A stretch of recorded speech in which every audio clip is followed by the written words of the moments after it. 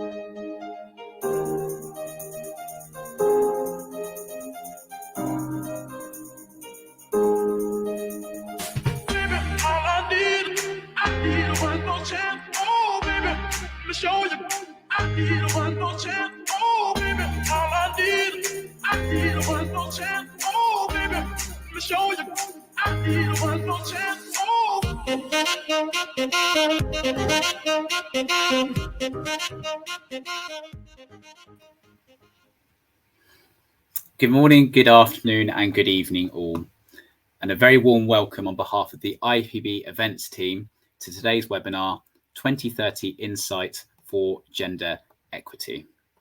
We would like to open with some brief housekeeping notes before handing over to Jennifer Gersbeck, the Executive Director of Global Advocacy for the Fred Hollows Foundation. We are delighted to offer closed captioning in English for today's session. So to access the captions, please click on the Caption CC icon in the bottom right of your video feed. A caption box will then appear below the video. Please note there are auto-generated captions and there may be a few seconds delay.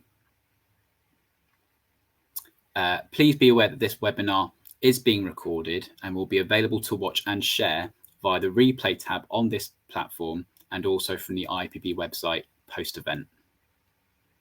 We would like to encourage you to use the social media channels to promote and engage a wide audience with this event. So please use the following hashtag #FocusOnGenderEquity.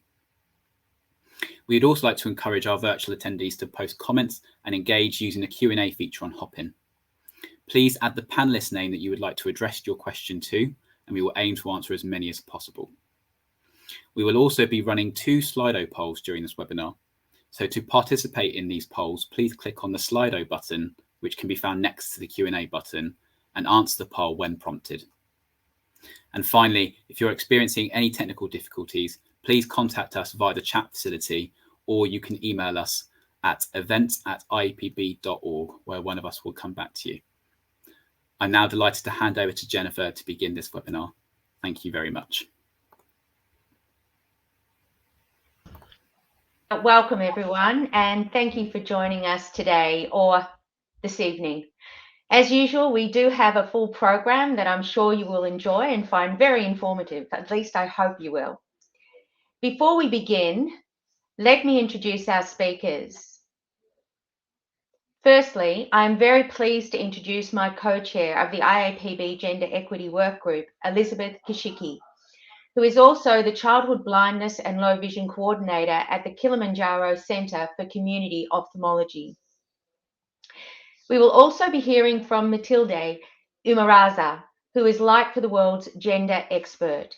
And last but definitely not least, Simrana Yasmin, Technical Lead for Refractive Error at Sightsavers. Today is all about information sharing. However, we would also like you, our audience, to get involved. So on that note, let's have our first poll. You will see it come up on your screen very shortly.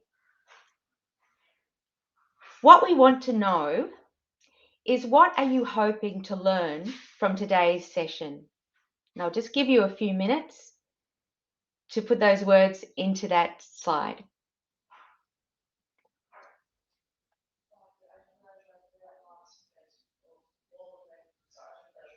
Just the first things that come to mind.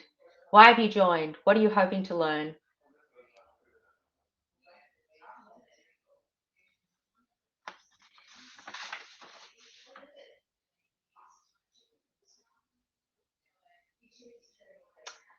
I'm sure we'll be seeing a few pop up on that screen in a moment. Intersectionality is the first word that comes up. definitely a topic that we want to learn more about.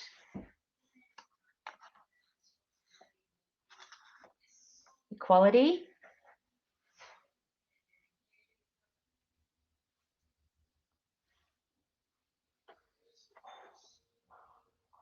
Justice.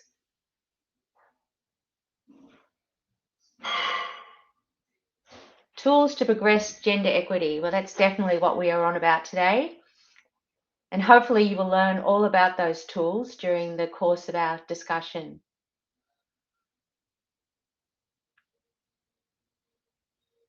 And it certainly sounds like you've come to the right webinar with those words in there.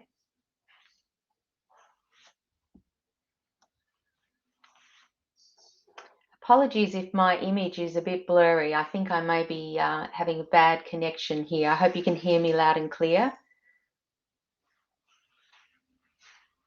So gender and eye health, empowerment of women.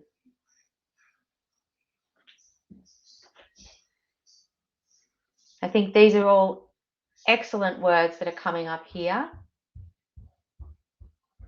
And perhaps we might get into it and move on. I really do hope, I'm sorry, I do look rather blurry. Apologies for that.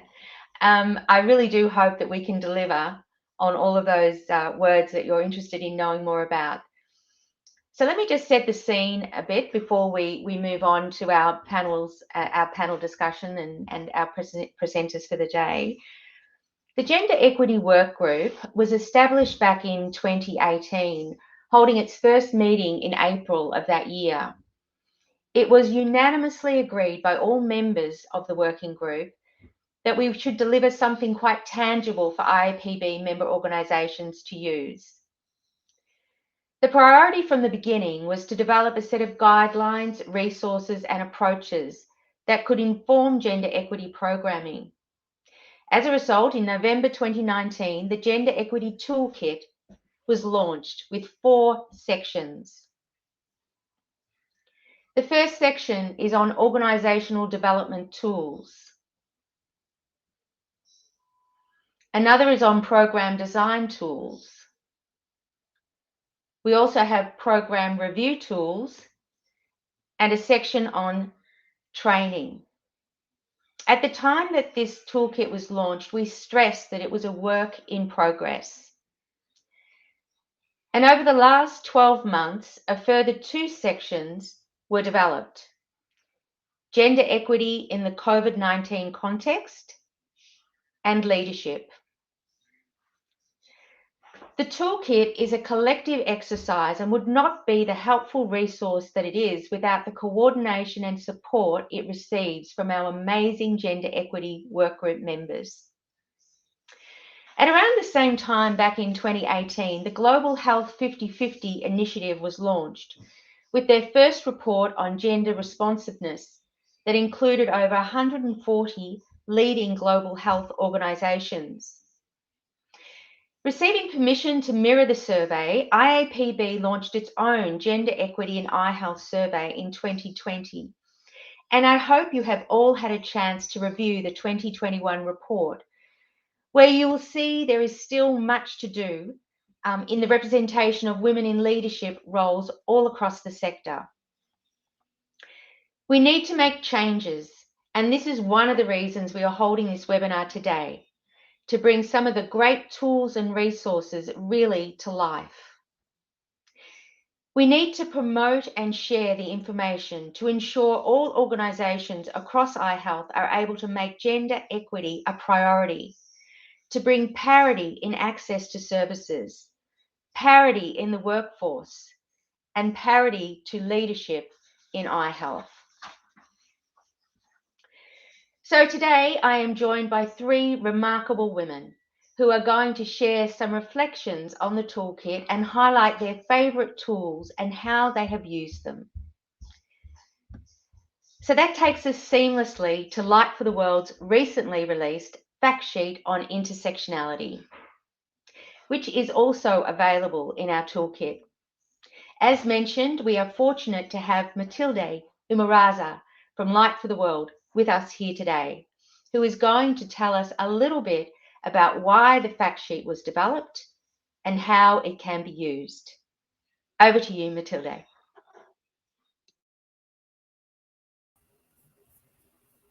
Thank you very much, Jennifer, for the kind introduction. Good afternoon, all, and welcome to the presentation on the fact sheet on intersectionality.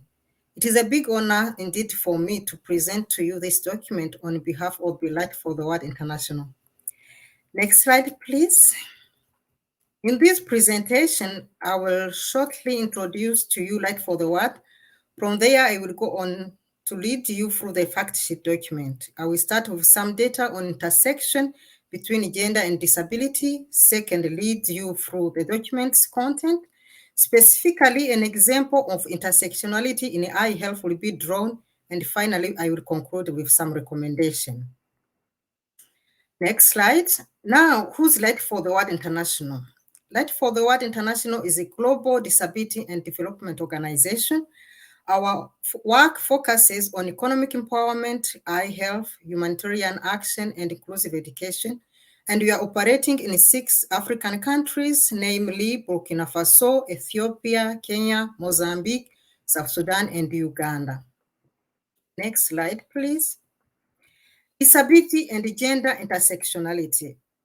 I would give some evidences. According to the World Disability Report of 2011, the prevalence of disability is 11% higher for women than men.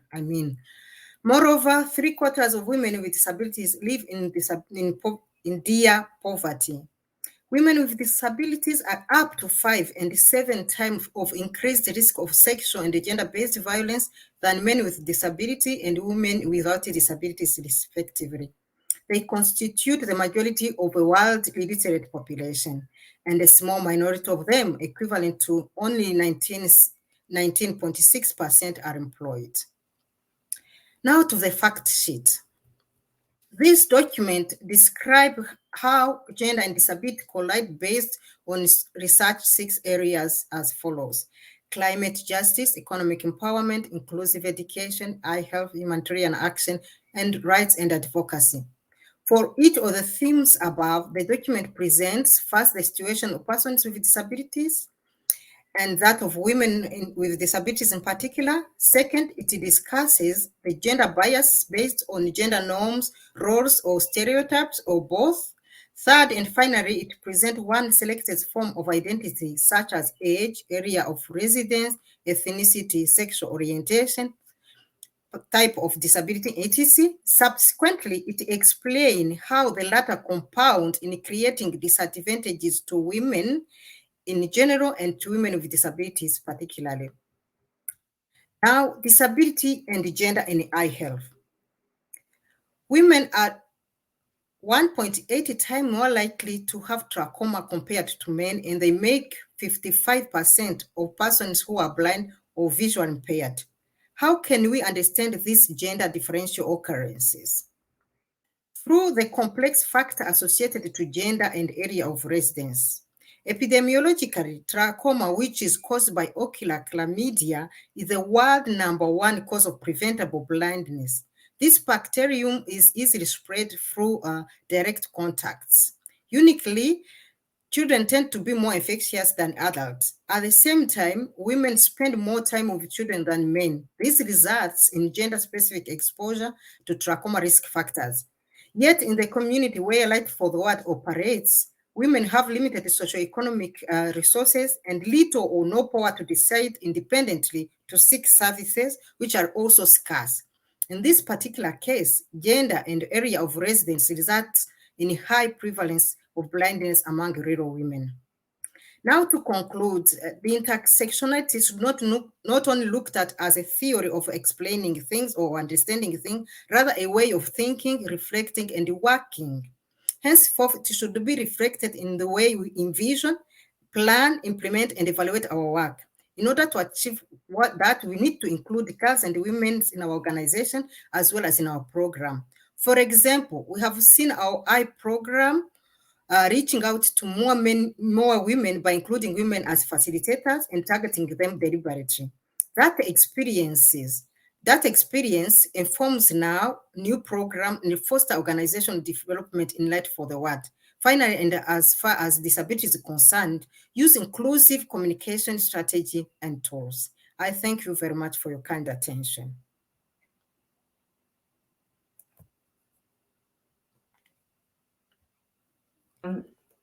Amazing and much needed resource that is. Oh, I've become unblurred. That's very good. I'm back. Look, I think, those stats on gender and disability that you mentioned at the start of your presentation, they're really quite frightening. And so this really is a resource that we hope many people will use.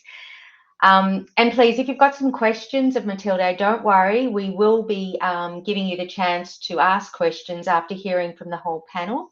So please just hold on to your questions or pop them in the chat, as Russell mentioned at the start. So next up is my Gender Equity Workgroup co-chair, Elizabeth Kishiki, who is going to focus on the organisational development tools. So over to you, Elizabeth.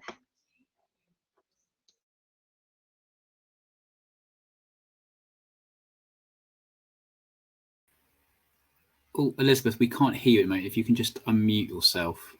Let me try and help you with that.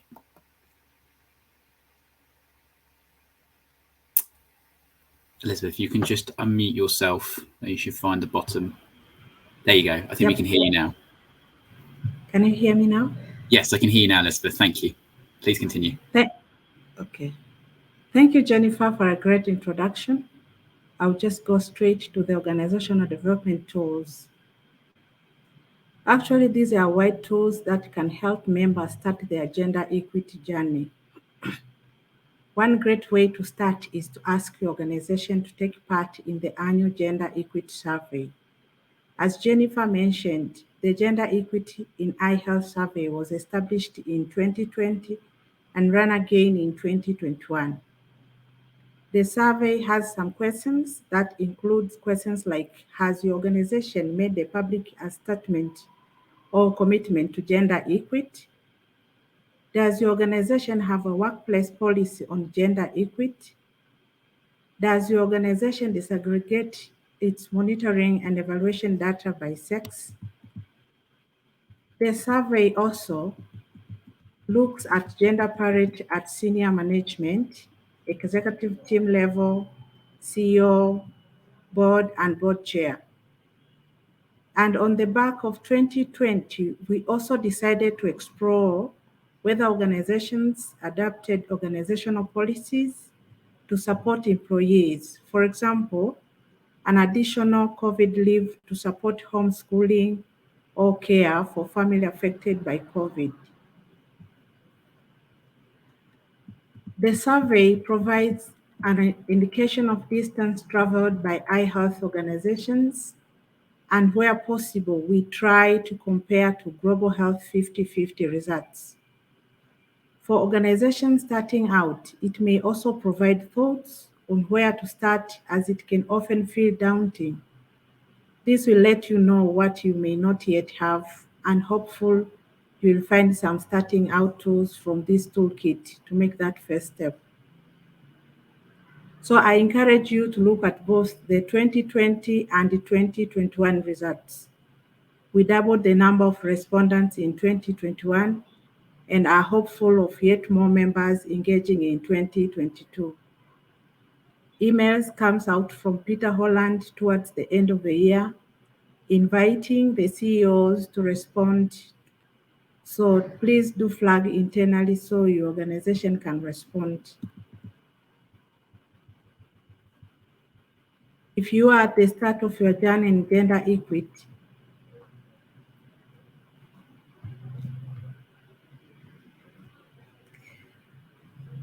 a gender equity position statement or policy might be a good place to start. The Freddie Hollow Foundation have kindly shared their own position statement, and organizations are welcome to use it as a base. The position statement provides the Foundation's preferred definition of equity in eye healthcare, and it provides an organizing framework for addressing inequities through its programming. It can be a helpful place to start as it includes reference to how the WTO defines equity. It explains the preferred GAP state operational framework as well as an explanation for the difference between equality, equity, and justice. Moving to the next tool, the Gender Inclusion, Power and Politics GIPP Toolkit. This is another example of a framework that organizations might like to consider using. This toolkit was designed by Christian Aid and Social Development Direct as part of a grant from UK Aid. What makes it different is that the GIPP approach considers political institutions and the political economy with an embedded gender, equity, and social inclusion analysis. On another hand, Light for the World have also produced a disability inclusive rapid analysis, which seeks to provide information about the different needs, capacities, and coping strategies of women, men, girls, and boys in a crisis situation. The results of rapid gender analysis should inform the design of a humanitarian response, hence why it sits in an organizational tools rather than a programmatic tools. We also have two toolkits to support organizational language guide development. One is in the Gender Equity Lexicon developed by the Bill and Melinda Gates Foundation, which is a conscious set of clearly defined gender concepts to support organizational mainstreaming. The other one is the UN Compact Gender Inclusive Language Toolkit, which aims to ensure that no individual, irrespective of gender orientation and identity, feel excluded by words that are gender specific or terms that are social culturally associated with a specific gender. And finally, there is a session that links to UN Women training resources, many of which are now online. So as you can see, there is a lot there to help organizations wherever they may be on their gender equity journey. So feel free to use the toolkit. Thank you. Very much. And as you said in closing there, there's a tool for every organisation, no matter where they are on their journey. I personally feel that these organisational development tools are incredibly important. I know that when the Fred Hollows Foundation started its journey down the gender equity path, we talked a lot about gender equity in programming. But one of the things we realised from a very early start was that we really had to walk the talk. There was no point us doing gender equity in our programming if within our own organisation we weren't really addressing the situation around gender equity. So I fully support organisations to start that journey if they haven't started, or use one of these tools to keep them going down that path. So thank you, Elizabeth. And again, please remember, if you've got any questions, pop them in the chat, or we'll come back after we've had our last speaker, and you can have the opportunity to ask questions of our speakers. So I would now like to introduce my dear colleague and friend, Simrana Yasmin, who is going to share information on the program design tools. Over to you, Simrana. Thanks so much, Jennifer. And hello, everyone. Being the last speaker is good in some ways, because by now we know that we want this gender equity toolkit to be a one-stop shop to provide practical guidance to make our work more gender responsive and inclusive. I'll be focusing on program design and review tools that help us during planning, implementation, monitoring, and evaluation of our eye health programs by applying a gender equity lens. When we go to the web page, the first tool in this section is an intersectionality resource guide. The guide offers a starting point, particularly for the organization who want to further develop their understanding and apply an intersectional approach to their work. And the fact sheet shared by Matilde is an excellent addition to strengthen this particular resource. We know that when it comes to making our programs gender responsive, the first step by all means has to be that we need to conduct a gender analysis. And thanks to our colleagues from the Fred Hollows Foundation, we have a guide that gives us a good understanding of what a gender analysis is, why we need to do it, and how it can be done in different contexts. We also have a draft template for a gender analysis in iHealth that also includes some global data as a starting point. And we just need to make sure that we adapt this template in our local context so it can be more effective. We know that how critical it is to have appropriate financial resources to ensure gender equity in iHealth. So the next tool help us to do that. It helps us to understand what gender responsive budgeting is and what is the process that it entails. I would like to take this opportunity to acknowledge that this tool is developed based on the resources from UN Women and UNESCO. It draws on experiences and lessons from their global programs, but also give us a really good indication of how we can work with governments and other stakeholders to influence and ensure that right resources are allocated in a more gender responsive and equitable way. But what happens once we have our programs designed and in implementation, then it is equally important to keep an eye on the progress. So if you visit our program review tools page, you will notice that we have monitoring guidelines. The guidelines aim to assist program teams and iHealth practitioners in ensuring that our programs are effectively monitored through a gender lens. These are designed for a wider audience, including iHealth planners, implementers, evaluators, and the approaches that are outlined basically help us to integrate gender responsive monitoring in all stages of program. The document also outlines a menu of gender responsive outcomes, results, and indicators that we can adapt according to our own needs. So in short, the toolkit have resources that will help us to make sure that our programs address the different needs and priorities of all genders, and that they have a lasting, sustainable impact on facilitating gender equity, ensuring inclusiveness, and strengthening accountability. And one more point to note is that this toolkit is a living resource. It's updated periodically, and we very much appreciate the feedback. So please explore the toolkit. Let us know how we can make it more resourceful and accessible. Thanks so much. And back to you, Jennifer.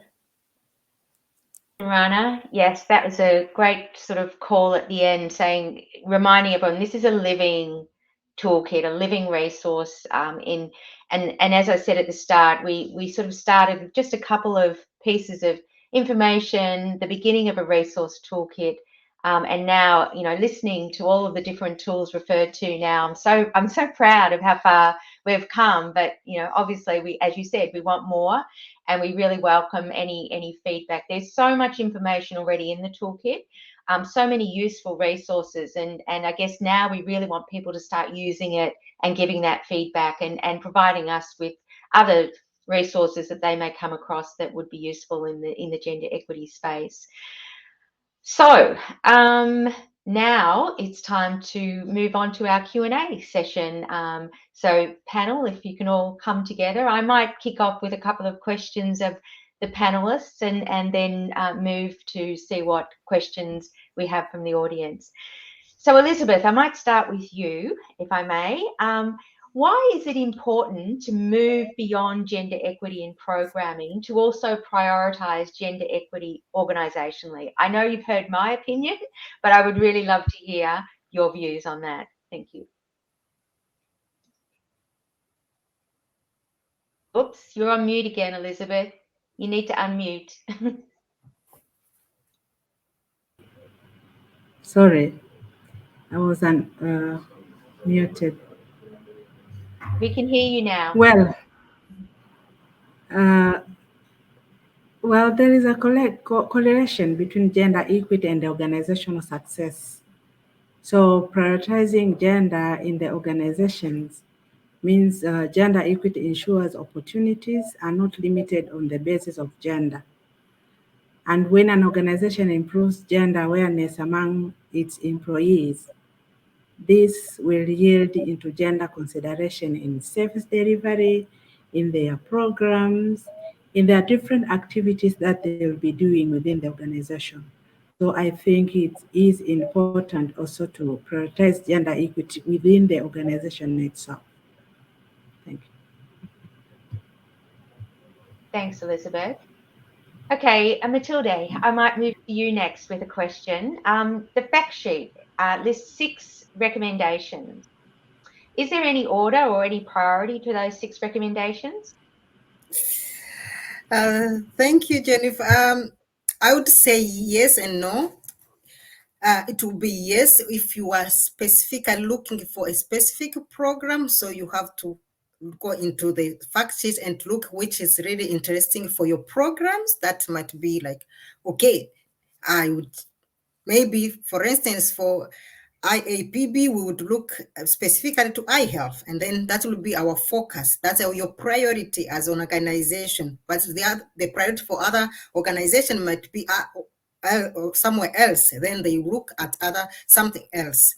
But generally, when it comes to the wholeness of the document, I would say it does provide information that is very important and compact that may be useful to anybody who's interested in gender and intersectionality issues, including disability as well as others. So I would see it.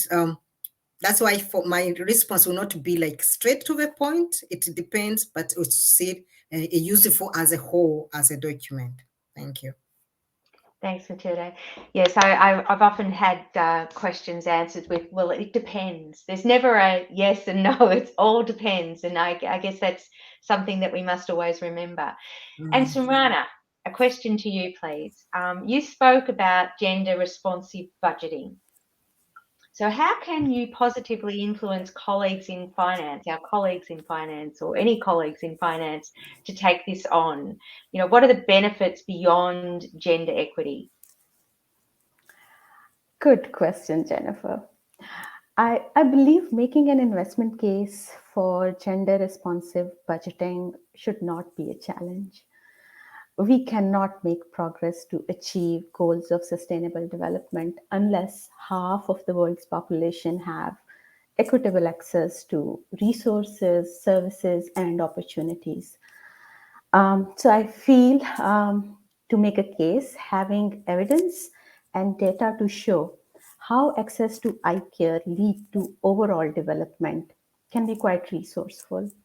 And it will help us with influencing policy change and making sure that right resources are allocated and our colleagues from finance and ministries of finance are on board with it. Thanks. Well, you've sold me on that argument, Sumrana. I hope we can convince many more over the coming months and years. Absolutely. Okay, so audience, it's your turn now. So I believe there's been a few questions perhaps posted in the chat. I might just ask my colleague Louisa if you could let us know what questions we might have and to whom they are directed. Thanks, Jennifer. Yeah, we've got about 3 questions, so 3 or 4. So I'll start off with the first one. I think this one's open to the panel, so anyone to respond. So it's a 2-part question. How do we address intersectionality at an individual level? How does it go beyond just identifying challenges and needs?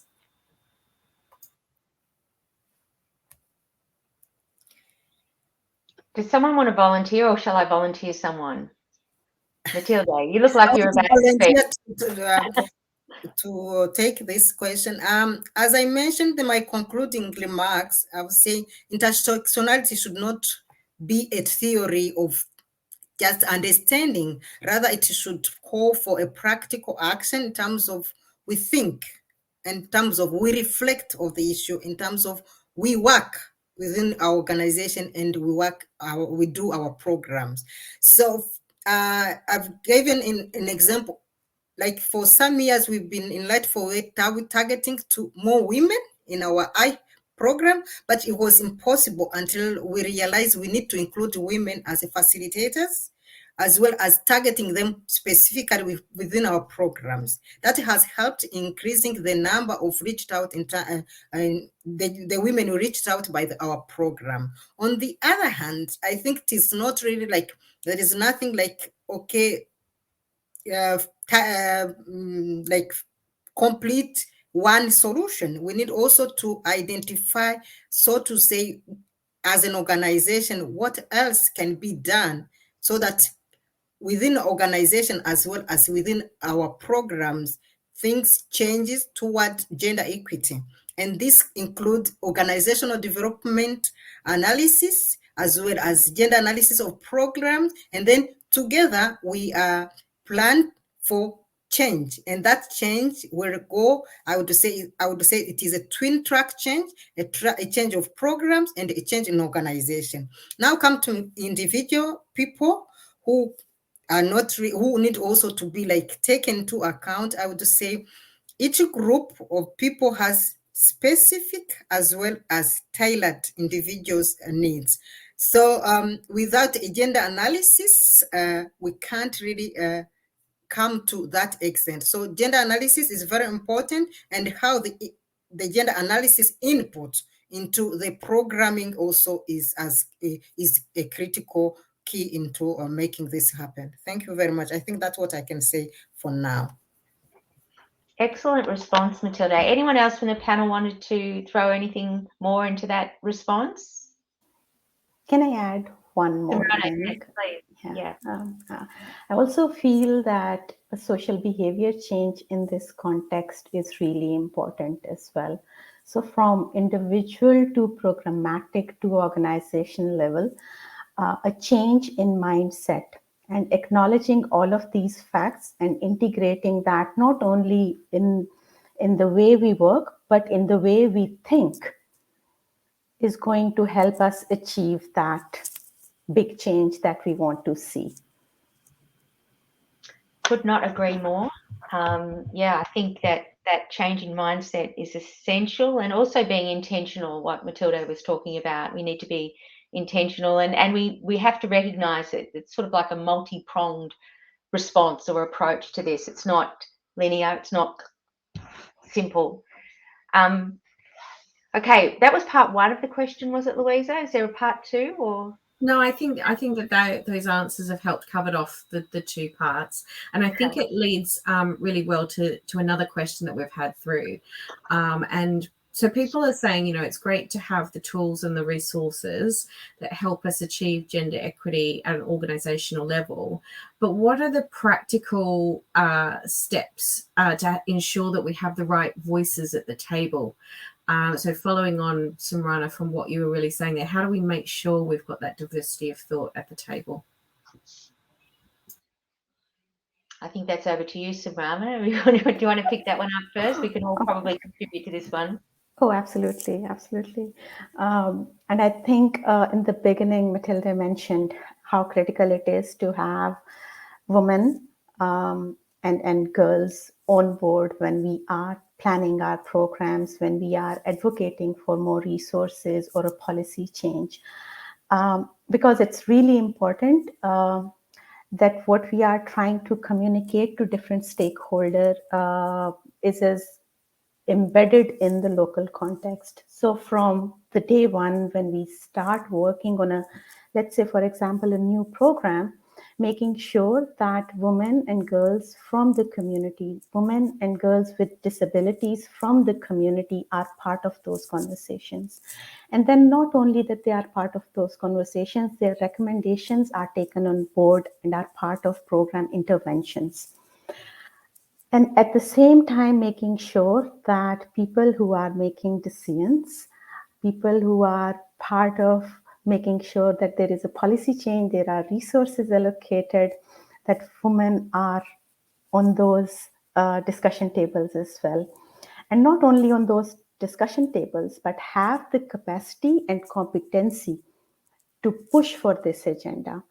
So building capacity and making sure that they have the right resources and strength to communicate what is needed for women and girls with disabilities for different programs is where I feel strength lies. And we, all of us, have the responsibility to make sure that it happens. So women supporting women to deliver on gender equity agenda is the key. Thanks, Sarana. Elizabeth, do you want to add anything to that question? I'm not sure. We lost you momentarily. I'm not sure if you heard the question. Which question? Sorry, I just got you up when Sumrana was speaking, and I can't get her clearly. There is a wobbling from my side, I think. All right. That's the joy of virtual meetings. Louisa, do you want to just repeat the question again? Yeah, no problem. So the question, Elizabeth, was that it's great to have the tools and the resources through the toolkit to achieve gender equity at an organisational level, but what are the practical steps to ensure we have the right voices at the table? I think we don't have the proper list of those steps, but from my understanding and from my opinion, we need all it takes to have the right voice, the organizational collective measures from the organizational level, and the planning sessions, the people, partners need also to be included to have like a single voice of the same agenda. For example, when we were talking about gender equity, it is not only the organizations that need to look at it, but also other players need to be included. So we look within the organization and outside the organization.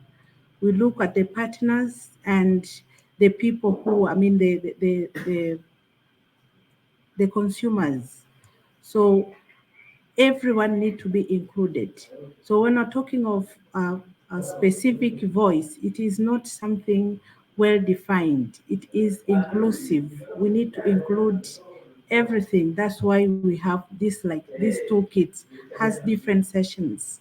All the sessions need to be looked at for us to have a proper voice. We can't look at one single segment and say, like when we consider the organizational development tools, that's enough. No, it is not enough. We also need to look at other sessions too. Thanks, Elizabeth. It sounds like you've got a party going on in your office back there. Yeah, look, I think if I could just throw one point in on top of that, I know from our experience at the Fred Hollows Foundation in terms of organisational development, having the right voices at the table is absolutely essential. And I think that one of the things that we learned early on is that it isn't just women in leadership roles, it's women in roles right across the organisation. So you need to make sure that you get those voices at the table in all of those conversations. And I guess when I come to one of my favourite topics, which is women in leadership, which clearly there are not enough women in leadership roles in the health sector. I mean, it's pretty obvious what happened with the pandemic and the lack of women that were at the decision-making tables and some of those decisions that were made as a result. So, you know, I think there's enough lessons learned. Now we have to put that in action. I will stop now, Louisa, and hand back to you. You have another question for us? Yes, we certainly do. We've got one from Munaza Jalani. So how can EXAT be used more effectively to advocate for gender equity, especially in line with local gender-related legislative support available and general attributes towards gender equity, and general attitudes towards gender equity in healthcare? Whew, big question. Now, Simrama, are you familiar with the questions in the excerpt? I might throw this one to you to start. Thank you. There are specific questions which help us get the data around gender as part of excerpt. And I think in my earlier talk, I talked about how important it is for us to have evidence and data available so we can advocate for right interventions and resources. I strongly feel that excerpt is going to help us. It gives us an opportunity to look at these questions and data in a more local context way, and having the data from the particular community and then using that to advocate for the resources is the way to go. I also feel that if need be, and we realize within our programs that we need to fine tune or tweak those questions to make it more relevant, we should do that. And not only looking at just access data, if we manage to link that data with broader data which is available from different perspectives of gender or intersectionality within that particular region, I think that is also going to be really helpful to make a case. Thanks, Simrama. Does anyone else on the panel want to add anything there? Matilda. As far as communication to specific audience is concerned, for me, it is always there is always a need to research and document what kind of facts are there that supports you, but also what your audience specifically. I would say the legislative members, they need, I would say, a kind of language that sometimes we as activists, organizations, which are service providers, do not have. But we can partner with lawyers. I've got some examples, especially when it comes to intersectionality between gender and disability in Rwanda, where I've been heading an organization of women with disabilities. We've been having many problems, or I would say it was impossible to reach out to the Ministry of Justice with the change we needed to advocate for within the Rwandan law as far as women with disabilities are concerned, especially on the gender-based violence. So what we finally found as a good strategy was to approach one specific lawyer organization and then to advocate for them to do the work of advocacy at the ministry level. And finally, everything went so smoothly that everything was accepted because it was presented by the right, I would say, the right sender to the right audience. So this possibility of networking and alliance building is also important when we see that we don't have the caliber it takes to carry out some tasks or some jobs. Thank you. It's what I call lateral thinking, Matilda. That's very, very smart approach to solving a problem there. I mean, data and disaggregated data, and of course, data on disability is even worse than gender, sex disaggregated data. But data is the hot topic with the World Health Organization. And I think that with the new targets that we have in place and the emphasis now being put on ensuring we do get the data that's necessary to measure against those targets is going to hopefully help push ministries in particular to collect the right data that we need. Louisa, do we have any more questions? Yes, I think we've got sort of one last sort of question, and this is really following on from what you've been speaking about in terms of data to help convince decision makers. What are, from across the panel, what are the key messages or those key statements that you feel really get cut through with policymakers around gender inequity in eye health?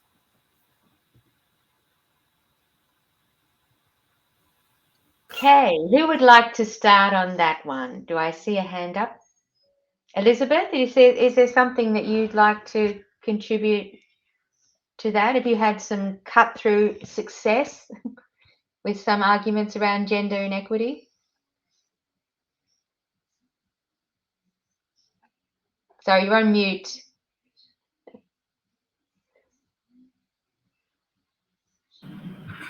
I'm saying maybe someone else could start. Okay, sorry. I can't lip read, unfortunately. I can jump in, Jennifer. Rana, you've taken your mic off. Thank you. Thanks. I think one of the things which is going to help us is making the gender case out of the gender case. So pitching it as a development case, pitching is as an equity case, pitching it as opportunities for all case is what is needed. Because whenever we'll keep talking about it, specific to certain gender, it's going to be looked at within that box.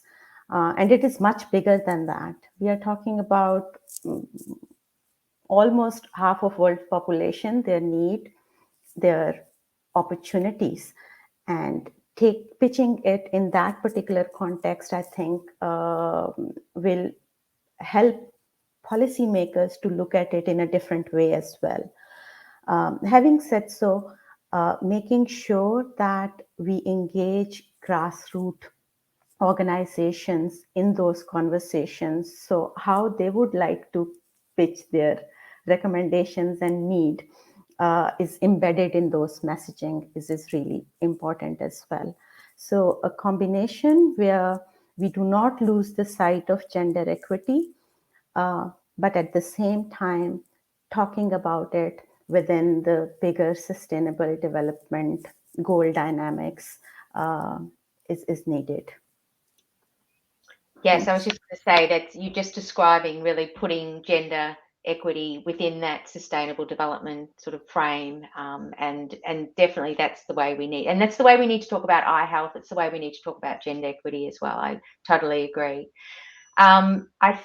Matilda, you've got your mic off. You want to say something? Yes, I think I'm going to have to wrap up in a minute, but please have a word. I would say I want to jump up on this how we include grassroots, and especially the people from grassroots level. I've seen a lot of change when we hear a story of a person who has lived something. And this sometimes we are in an expert platform and don't want to include such real story that will change the whole course of the policy if really those people are facilitated to be there as they are, and then to give their issues as they are. I think that's one. Finally, we need always to also to celebrate something, because sometimes we are overwhelmed by what is to be achieved, that we don't celebrate what has he already achieved. Let us celebrate and continue the journey. Thank you. Yes, as a famous songwriter, I was just going to say, as a famous songwriter in Australia, wrote a song, From Little Things Grow, Matilda. So that is the celebration that you're referring to. Sorry, Elizabeth, you wanted to add something? Yes, I wanted to add something on the facilitation, because at a time, at the grassroots level, they need to know that this is they are right. They need to be part of the decision making. They need to know that they belong to the system. So if they are not facilitated to know they are right, because some of the things that we are discussing at a very high levels, when you go down there, for them this is not a problem. But for us who are like well informed, we see that there is a problem, that there is a gender equity problem within among themselves. So at the grassroots level, we need to create awareness, so that whenever they are invited for policy making processes, they need to know what it takes to be there. Not just being there, but being part of the process, contribute for the betterment of that level at their level. Because we have seen whenever we talk about gender equity at the grassroots level, they will just say, we don't see any problem. It's okay for us. This is our system. This is our culture. We are fine with it. Now, from that point, you realize that they don't know this is a problem and they really need to be facilitated, to be capacitated, to be able to realize this is a problem, they need to know to do something. And as Matilda said, whenever they are able to do something, even if it is small, let them celebrate that small success so that they could think of bigger successes ahead of them. Thanks, Elizabeth. Yes, excellent point. I'm sorry to sort of draw this discussion to a conclusion, but we are starting to wind up a little bit. We're getting close to finish time. There's been some really great questions. I hope we have answered all of the audience's questions. If there are some questions that you still have, please send them through. We'll attempt to respond personally to those questions. So, before we do get to the winding up stage, I would like to challenge the panel. So I'm going to ask each of you to state the one additional tool that you believe we need in the toolkit to ensure that we achieve gender equity in eye health by 2030. Now, that's going to be tough, perhaps, but the real challenge is that I want you to do this in 1 minute. In fact, we're running a little bit tight on time. It might even make it 45 seconds. So perhaps if I can start with you, Matilde. Yeah. I would say there is a lot to be done, but I would aim of having a lot more, especially more human resource who are of other gender than men, because we've got a lot of problem of women and people of other gender accessing, because everything is mind masculinity bounded and everything is fought within this mindset. If we can achieve more women working in the sector, I think we would have achieved it. Thank you. Yes, so agree with that, Matilde. So agree. Elizabeth, what about you? What's your one tool? Mute. You need to take you off mute. Wow. Mute and mute. Well, it may also be useful to keep the current one, but I think it is also important to strengthen the training part. My problem with the gender equity issues is on the awareness among the women at the grassroots level. So we need to strengthen that part so that whenever it is in the booklets are translated in the actual within the grassroots. Thanks, Elizabeth. And Simrana, last word? Thanks, Jennifer. Uh, this toolkit is all about ensuring equity and leaving no one behind. So I feel a tool that can guide us to make our programs more inclusive, particularly for women and girls with disabilities, will be really useful. It will help us to make sure that women with disabilities have the right access to care, they are visible, they are empowered, and we have a more inclusive world for all. So I think we need to work towards that now. Excellent final words. Thank you. Thank you all. Look, we're almost at the end of the webinar, but before everyone does leave, I would like to take the opportunity to thank a few people. Firstly, a wonderful panel. Thank you for sharing your expertise with us today. I also would like to thank Santen, who have sponsored the Focus on Gender Equity series and really making today's webinar possible. Thank you very much. And finally, there are a bunch of people backstage, so thank you all for helping us navigate today. Now, one last thing in the last couple of minutes before we hit time, before we close, now that you've learned more about this toolkit, it would be great to know how likely you are to use it. So if you could please give an indication, we're using a sliding scale. It should appear very soon on your screen. If you can just give us an indication, and hopefully we'll be able to see that pop up. Well, 100%. Excellent. That's what we want to see. So thank you all for joining us today. It's been a real pleasure to have this discussion, and wherever you are in the world, I hope you have either a good morning, a good afternoon, or a good evening. So thank you all, and goodbye.